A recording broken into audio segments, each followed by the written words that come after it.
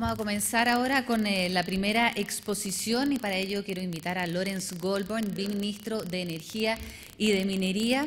El ministro es ingeniero civil industrial de la Universidad Católica de Chile y además, ustedes lo saben, es dueño de una vasta trayectoria como ejecutivo en el sector privado. Se ha desempeñado como gerente corporativo de finanzas de Chilgener y posteriormente también ha estado en el retail como gerente general corporativo de Cencosud, posición desde la cual él impulsó la internacionalización y se presentó aquí mismo también como expositor en esta cumbre de inversionistas en varias oportunidades, así que se la conoce de memoria. En marzo del 2010 él asumió como ministro de Minería y en enero recién pasado él fue nombrado además como ministro de Energía. Dejo con ustedes al viceministro Lawrence Goldburn.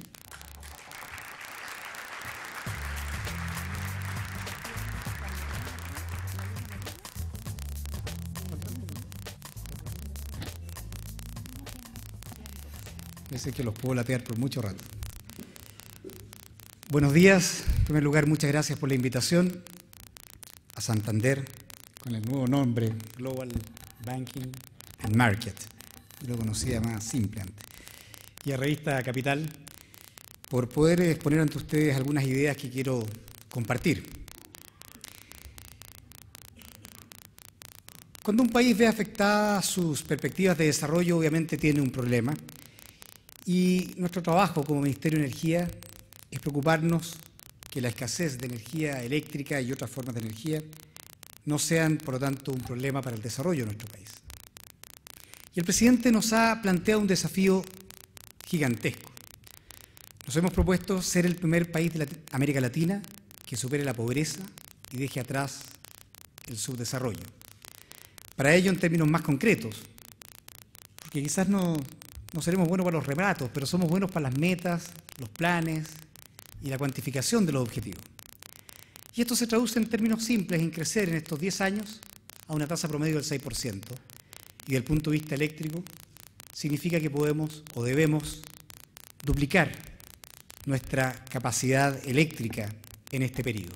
El costo de inversión de una planta, tipo, cuánto el costo de operación y cuánto sería el precio. Ahí dice costo, pero más bien el precio al cual esta planta rentaría un 10% real en el largo plazo. Y vemos que, bueno, obviamente las hidráulicas son tremendamente competitivas. Las plantas nucleares tradicionales, sin considerar sobrecostos por inversión de sismicidad, podrían ser competitivas. Las plantas de carbón rentan con un precio en torno a los 90.000. El gas natural, por los contratos y las condiciones en que fueron construidas, serían de 117.000. El gas natural basado en Henry Hub, es decir, en el precio que hay en un nudo en Estados Unidos, que no es el precio al cual nosotros podemos acceder el gas acá, sería bastante más competitivo. Y en las no convencionales, las mini hidros obviamente son competitivas. Las geotérmicas pareciera que sí, pero aquí entramos al problema de exploración y de certificación de los recursos geotérmicos que incrementan los costos. Biomasa también tiene un grado de competencia y las energías eólica, solar, fotovoltaica están todavía a niveles de precios relativamente altos. La energía mareomotriz y la energía undimotriz, la realidad es que hoy día en el mundo hay desarrollos más bien pilotos. No hay ningún país que tenga su matriz energética basada en energía mareomotriz. Y por tanto, no resulta fácil que en un sistema que minimiza el costo de operación e inversión, espontáneamente se desarrollen estas formas de energía, porque económicamente les cuesta competir. Es por ello que se implementó esta ley que obliga a que tengamos un cierto porcentaje y a través de licitaciones se exige que tengamos estos porcentajes. Obviamente, si los costos son más altos de esas tecnologías, sube el costo medio del sistema. La pregunta es ¿cuánto? ¿Qué va a pasar en 10 años más? Si nosotros llegamos con el sistema vigente hoy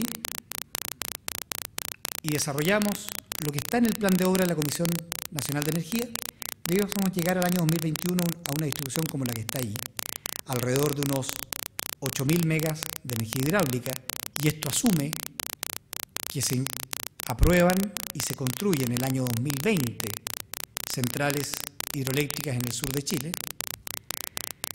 tendríamos más o menos unos 7.000, un equivalente más o menos, 7.000, 8.000 megas de potencia de carbón.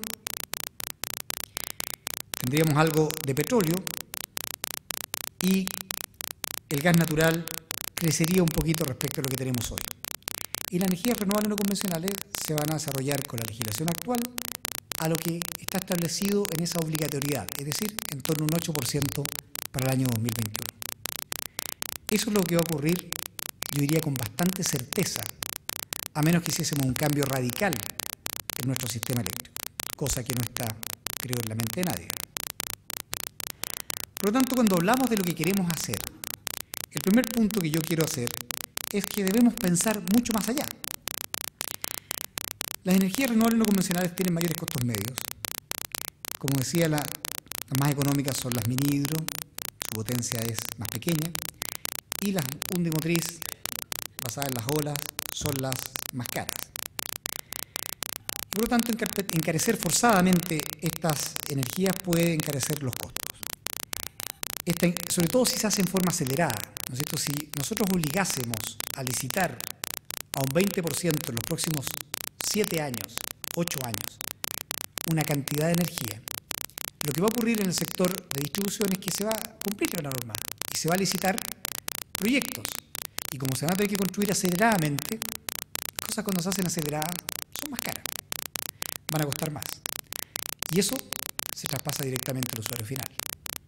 Por lo tanto, hay que tener cuidado que la rapidez no necesariamente significa un costo menor.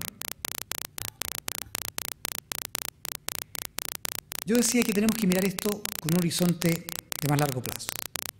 ¿Y qué pasaría el año 2050? Eso es 40 años más. Algunos dicen, no, es muy largo porque las tecnologías pueden cambiar. Es cierto, es muy largo. Pero si las tecnologías cambian, en que tenga impacto, igual va a ser en 20 años más acá en Chile. Es cierto que la energía solar va reduciendo sus costos en forma significativa, pero aún le falta bastante por desarrollar. Y eso va a ocurrir. Va a ocurrir en los próximos 10 años y en los próximos 15 también.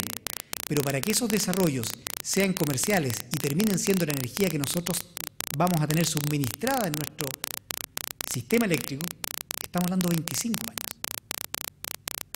Entonces no es instantáneo.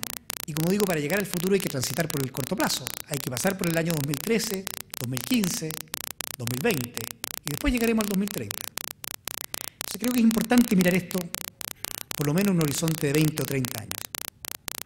Y hay quienes creen que no es necesario duplicar la capacidad energética. Pero la energía va asociada directamente al crecimiento y al desarrollo del país. Y es un imperativo social, moral, el desarrollarnos y superar la pobreza. ¿Qué pasaría si crecemos al 4% o al 3%? La línea roja, el 4%, la línea 3, el 3% al año 2050. Son crecimientos relativamente modestos. Pensar crecer 40 años al 3% no nos resuelve el problema de la pobreza, y al 4% lo hace en un horizonte bastante largo. Pero si creciéramos en este rango, el 2020 podríamos estar en un PIB per cápita similar al de Eslovaquia o el de la República Checa o Corea. Al 2030 podríamos estar en niveles de 20.000 o 30.000 PIB per cápita. Y al año 2050, creciendo al 3%, podríamos tener un PIB similar al de España hoy, en 40 años más, y creciendo al 40% en un PIB parecido al de Suecia o Estados Unidos hoy. ¿Dónde van a estar estos países en 40 años más? Probablemente todavía lejos. Por eso que debemos tratar de crecer a mayores tasas. Pero para este ejercicio usemos estas dos proyecciones, que son conservadoras. ¿Qué significa eso en términos energéticos? Voy a hablar en potencia, que es más simple.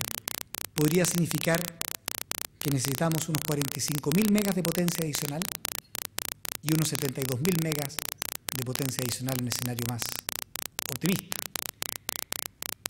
Si pensamos que hoy día tenemos 15.000 megas, estamos hablando de multiplicar por 3 o 4 nuestra capacidad instalada. Y esa cantidad de energía es mucha. No existe nadie que pueda vivir sin alimento. Y con la energía de un país pasa exactamente lo mismo.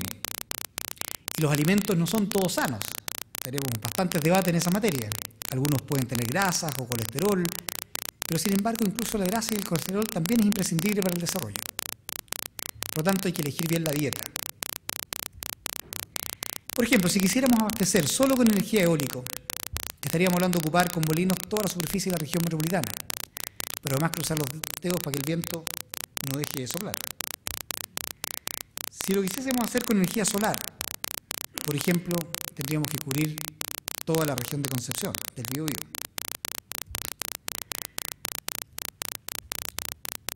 Tratando de resumir, todas las opciones tienen costos económicos, sociales, medioambientales, y la paradoja es que las más rechazadas, carbón nuclear, son las que pueden proveer respaldo y seguridad al sistema. El sistema chileno funciona por incentivo económico, minimizando costos de inversión y operación. Pero resulta imprescindible y necesario, creo yo, mirar esta planificación o este sistema con una visión de más largo plazo.